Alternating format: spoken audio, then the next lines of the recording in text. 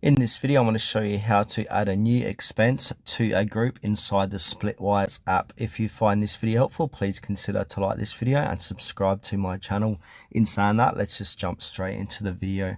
Okay, so what we need to do is open up Splitwise, and then from here, we need to click onto groups. Click onto the group that you would like to add in the new expense. So I'm going to click onto mates. From here, on the bottom right hand corner, it will say add an expense to get this party started. So I'm going to go ahead and click on add expense. Now we need to give this expense a description. So say if you all went out for dinner, put in dinner. And if it was paid by, say, for example, myself, I'm going to go by paid by me.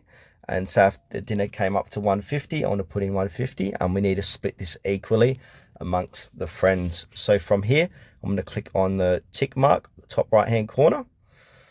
And then it will say you paid $150, you lent $100 to your mates.